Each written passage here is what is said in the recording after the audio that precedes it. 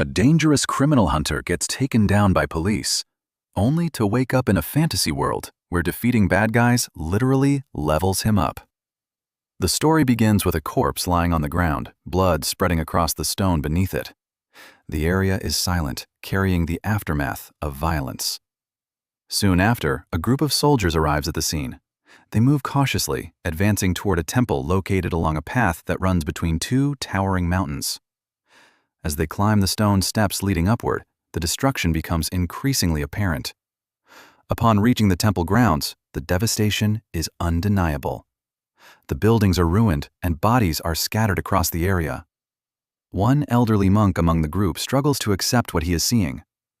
The Manhwa sect, once known for its discipline and strength, has been reduced to a place of death. Another member of the group reacts with visible anger, convinced that only an inhuman force could have caused such destruction. Before any conclusion can be reached, attention shifts forward. Suddenly, movement appears among the corpses. From the rear of the battlefield, a single figure begins to walk forward. As he draws closer, his blood-soaked and heavily wounded face becomes visible, stunning the gathered leaders. They recognize him as the Plum Blossom Sword Saint. Without pause, a vast wave of red energy surges outward from him. The attack overwhelms the front lines instantly, crushing warriors and tearing through the battlefield without resistance. As the chaos spreads, a terrifying red aura rises, revealing the true origin of the massacre. From within the darkness, a hand emerges holding the severed head of Manhwa's leader. The representatives of the sects are left unable to react. A young warrior then steps fully into view, openly provoking the massive gathering. He reveals that his presence was driven by Manhwa's reputation as the strongest sect. Through effortless violence, he proves that reputation false.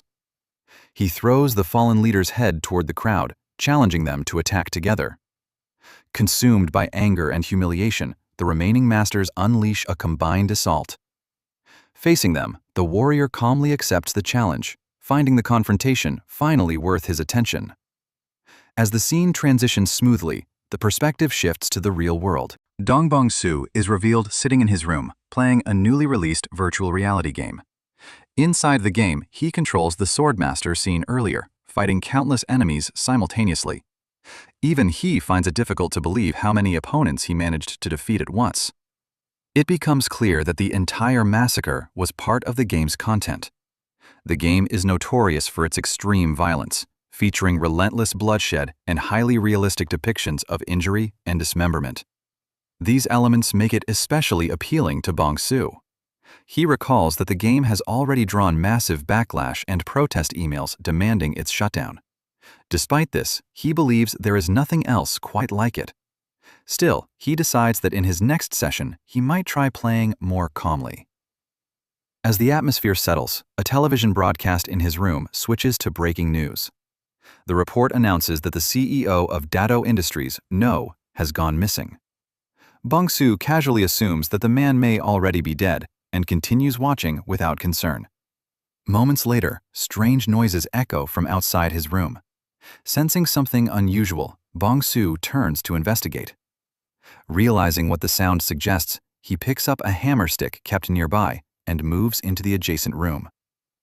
Inside, a man is revealed, bound tightly and trembling in fear. The man is none other than CEO No, whom Bong-soo has secretly kidnapped and restrained. Bong-soo sets the hammer stick down and sits across from the restrained man, silently observing him. After a brief moment of thought, he moves closer and forces No to raise his head, demanding justification for his survival. Overcome by fear, No insists he has done nothing wrong and claims complete ignorance as to why he was captured. When Bong-soo releases him, No begins coughing violently. The scene shifts to fragments of No's past. He is shown abusing young women without cause, subjecting them to torture and brutal violence. Despite these actions, he continues to deny wrongdoing, repeatedly expressing confusion over his situation. Returning to the present, Bong-soo brings the hammer stick into view and makes it clear that someone truly innocent would never become the target of this kind of hunt. Panicking, No claims he will atone on his own and begs Bong-soo not to interfere. In response, Bong Su violently pulls him forward by the hair and asserts that the punishment for No's actions must be delivered directly. He raises the hammer, preparing to strike. At that moment, No suddenly attacks, slamming his head into Bong Su's stomach. The impact disrupts the strike and forces Bong Su backward. In the same instant, a hidden power awakens within No, allowing him to snap the restraints binding his hands. Freed, he is overtaken by a twisted sense of joy and focuses solely on killing Bong Su. He grabs the fallen hammer and advances with clear intent. Bong Su reacts with brief surprise before calmly smiling. He avoids the incoming attack effortlessly and counters with a single punch to No's stomach. The blow overwhelms him completely. As No attempts to stand, Bong Su delivers a precise kick to his leg, sending him crashing to the floor in far worse condition than before. Desperate, No crawls across the floor and notices a glowing gate ahead. Believing it to be an escape, he drags himself toward it and slips inside. However, once within the room, he senses another presence. When he turns around, he finds himself surrounded by countless corpses staring directly at him. The sight leaves him frozen in terror. Bong Su enters the room behind him and explains without emotion that most humans live as harmless beings, while a small number prey upon others. Among these predators exists a hunter who takes responsibility for eliminating them. As he speaks, Bong Su's eyes glow red and his intent becomes clear. He steps forward, resolved to end No's life. Terrified, No attempts to resist, shielding himself while hurling desperate curses. Before Bong Su can proceed, the door to the room is violently forced open. Police officers storm inside, surrounding Bong Su with weapons drawn. The commanding officer moves forward and begins arresting him on charges including kidnapping, confinement, and murder. Bong Su reacts with disbelief, questioning how his location was discovered. The officers respond aggressively, firing a warning shot and making it clear that their weapons are real. Bong Su observes the impact point of the bullet before slowly looking back at them. The situation reminds him strongly of the virtual game he was just playing. Suddenly, he begins to laugh, confusing the officers. He then reveals the full extent of CEO No's crimes, exposing the murder of 6 women, the torture they endured, and the photographs taken before their deaths. The police are visibly shaken, while No begins to panic as his past is laid bare. Bong Su gestures toward the corpses in the room, explaining that these lives were taken by No's own hands. He describes people like No as predators who exploit and destroy the innocent. He makes it clear that his actions were part of hunting such individuals. Finally, he points toward No and states that the one deserving punishment today is not himself, but the man standing before them. Hearing Bong Su's words, CEO No falls into complete terror. One of the police officers, holding a gun while casually lighting a cigarette, makes it clear through his attitude that the only person he sees in front of him is a kidnapper and a murderer. This response ignites a surge of anger inside Bong Su. He lifts his hammer, realizing that any attempt to make the authorities understand has failed. In that moment, he accepts that explanation has no meaning here. Acting on that realization, he swings the hammer down toward CEO No. The police respond instantly, opening fire as the strike lands. As the hammer connects with CEO No's face, bullets are fired at the same time. Bong Su catches sight of one bullet rushing toward him. In his final conscious thought, he reflects that if he had been given even one more chance, he would have continued hunting and punishing such creatures without hesitation. Just like in the brutal virtual game, he longs for a place where judgment can be carried out freely and without restraint. The bullet strikes him, and his consciousness begins to fade. Memories flash rapidly through his mind before everything goes dark. After an unknown amount of time, Bong Su's eyes snap open and a scream escapes his throat. Regaining awareness, he is unable to comprehend why he is still alive. He clearly remembers being shot. A man stands in front of him, equally shocked, having believed Bong-su to be dead. As Bong-su tries to understand his surroundings, the man becomes furious at the sight of him breathing. He grabs Bong-su by the collar and strikes him, clearly irritated by the effort it took to drag him here from the market. As the atmosphere settles, the man leaves, showing no further interest, as if his involvement is finished. Rage boils inside Bong-su. A stone lies near his hand, and he reaches for it, attempting to stand and pursue the man. The stone slips from his grasp. His body betrays him. Violent coughing overtakes him, and his limbs feel impossibly weak. Walking becomes difficult, nearly impossible. Confused, he opens his clothes to examine himself. What he sees confirms something is terribly wrong. This is not his original body. The frame is emaciated, bones protruding beneath skin that shows no sign of strength. Scars cover his body, each one a record of pain and abuse. He looks outside. The moon hangs in the sky, and beyond it stretches a vast empire. As he studies the surroundings more carefully, recognition begins to form. This place resembles the Murim world he knows from games and stories. The realization slowly settles in, and his confusion turns into overwhelming emotion. Anxiety gives way to excitement. Tears stream down his face as laughter escapes him uncontrollably. His wish has been fulfilled, not through survival, but through death and rebirth. His consciousness has arrived in a world governed by strength. When his emotions finally stabilize, his expression twists into an unsettling smile. The scene shifts. Inside a stable, a boy named So-Sam works mechanically, cleaning horse stalls. His hands move without thought, his body already accustomed to the filth and stench. The work is interrupted when a servant appears, visibly bothered by the smell. Without concern for the boy's condition, the servant signals that another task awaits. So-Sam hesitates, knowing his current work is unfinished. The hesitation is met with violence.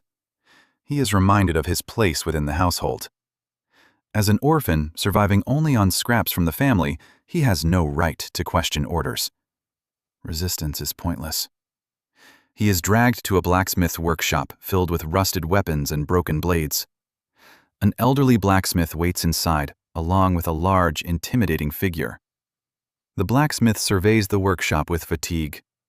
Only 2 people have arrived, and the pile of weapons makes the task difficult. Dango dismisses the concern and treats So-Sam as labor, striking him hard and knocking him to the ground. Without waiting, Dango leaves, abandoning him with the work. The blacksmith watches in silence, unable to interfere. So-Sam forces an oversized bundle of weapons onto his back.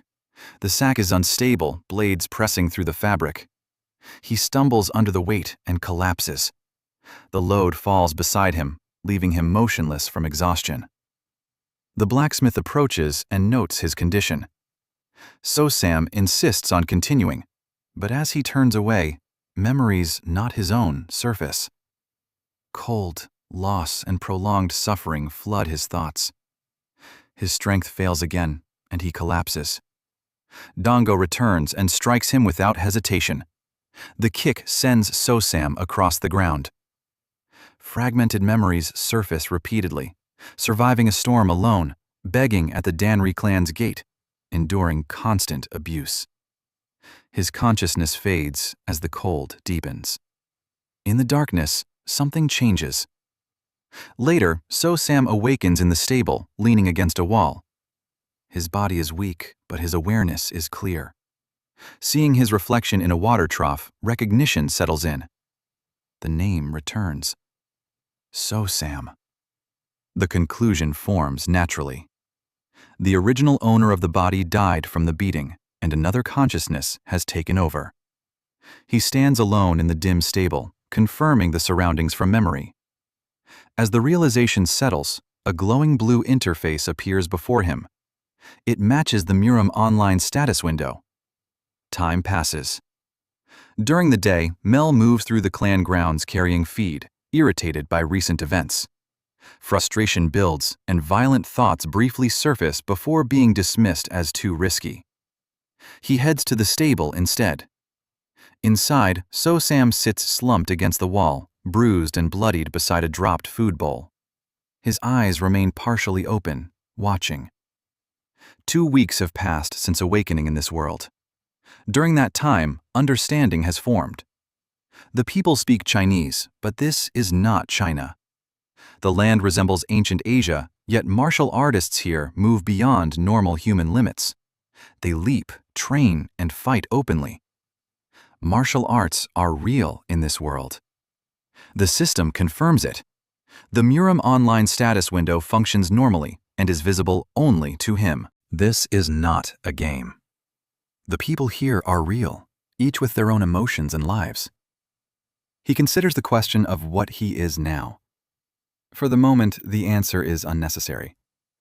Dango appears at the doorway and approaches So-Sam. So-Sam slowly turns his head to face him. Dango pauses, surprised by the lack of reaction. So-Sam calmly lifts his food bowl and drinks from it without acknowledging him. Dango becomes irritated and attacks. So-Sam reacts instantly, catching the strike and crushing Dango's fist. The change is immediate. So-Sam continues the assault without hesitation. The confined room fills with violence until Dango collapses and stops moving. So-Sam stands amid the bloodstains and looks at his hands, noting the heat running through his body. The question of identity surfaces briefly and is dismissed. This world is real and follows a clear rule: survival through strength. There is no need to hide here. He sits down and turns his attention to the body. He activates the inventory. A blue space appears, different from the structured layout he remembers. It is a single open space. He reaches into it and confirms its size, then places his hand on the corpse. The body distorts and disappears, leaving only blood behind. He considers the usefulness of this ability and the possibility of further testing. The scene shifts forward. Daylight fills a large Murim-style compound. In a courtyard, 2 men talk while So-Sam sweeps nearby. He wears a simple mask and continues his work quietly. Their expressions show mockery as they notice him. When he pauses, one of them moves forward and strikes him. So-Sam does not resist. He lowers his gaze, resumes his vacant behavior, and continues sweeping. The role remains intact. Machel shoves Dong Bong-Soo forward and directs him toward the stable, then forces his head down against a post. Dong Bong-Soo maintains his weak act and offers no resistance. Machel vents his frustration briefly, then leaves him to obey the order. Dong Bong-Soo leads the horse through the busy village streets, maintaining his frail appearance. The market is crowded, and the setting turns the task into a public display. As he walks, he notices children hiding nearby, waiting. They ambush him, throwing a stone that strikes his head. Blood runs down his temple, but he continues walking without reacting. The children laugh and follow, mocking him and throwing more stones. For a brief moment, his silhouette darkens and his presence shifts. The children freeze in fear. One of them breaks down, unsure of what he saw. The moment passes. Dong Bong-Soo resumes his harmless behavior, pats the horse, and walks on. The children recover and continue mocking him, though with less confidence. He endures it all without response, his steps steady. Back at the armory, Machel complains to himself while cleaning, irritated by extra work and Dongo's absence. As he wonders where Dango has gone, the armory door opens, and Dong Bong-Soo steps out. Machel looks inside and finds every weapon cleaned, polished, and neatly arranged. He is stunned. Dong Bong-Soo nods, maintaining his foolish expression. Machel misinterprets the change as obedience. Dong Bong-Soo offers a small, heavy pouch. Machel opens it and finds it filled with coins taken from Dongo's body. His confusion turns to satisfaction. Believing the money to be a tribute, he accepts it and leaves in high spirits. Dong Bong-Soo watches until he is gone. The harmless expression fades, and his gaze turns cold. As dusk falls, Machel heads into town, pleased with his gain and unaware of the situation. He admires the weight of the pouch and decides how to spend it. He arrives at a high-class brothel and presents the money confidently. The owner recognizes him and hesitates briefly at the request, then accepts the payment and directs him upstairs. Machel enters a private room, pours himself a drink, and waits. A voice announces itself from outside the door. A woman enters the room. Machel's attention fixes on her immediately. Her appearance exceeds what he expected, and he gestures for her to come closer. She kneels beside the table and begins serving him. Machel relaxes, fully distracted. The perspective shifts to a narrow crack in the wall. A single eye observes from the darkness, unmoving. Earlier, Machel had climbed the steps of the Bungyang Inn and been directed to a room on the second floor. Downstairs, the owner examines the pouch of money Machel left behind. Brief hesitation gives way to greed.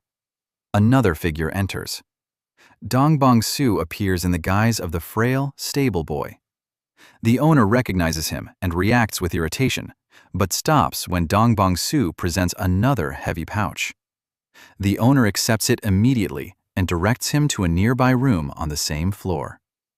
Dongbong Su ascends the stairs calmly. The owner watches him go, satisfied. Back in Machel's room, Machel is now stripped to the waist, his hands bound with cloth. He remains unaware of the danger. A presence moves behind him. A cloth tightens around his neck. Resistance follows briefly, then weakens.